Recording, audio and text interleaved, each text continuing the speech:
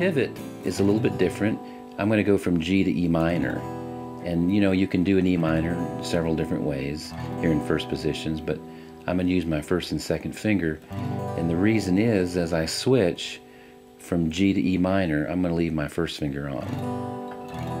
And I may slide it a little bit, but I'm going to leave it in contact with the fretboard.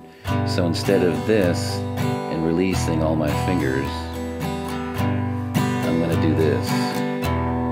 Leave the first finger on.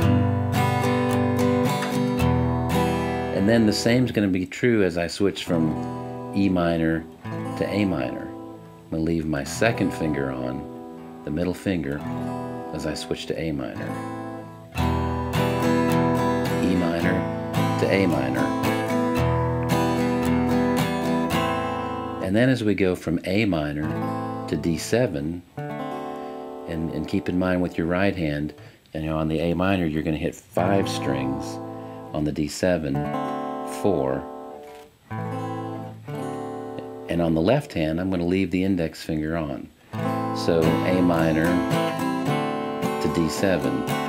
Again, here's a pivot, A minor to D7.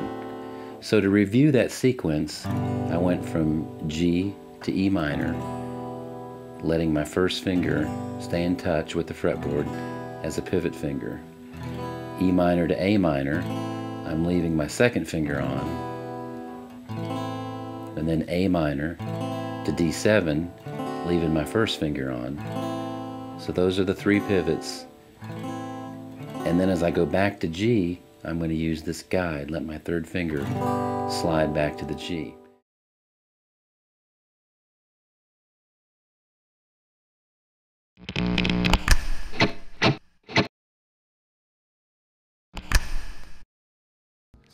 Hi, I'm Giles Martin. I'm here in Abbey Road Studio 2 to talk about Yellow Submarine.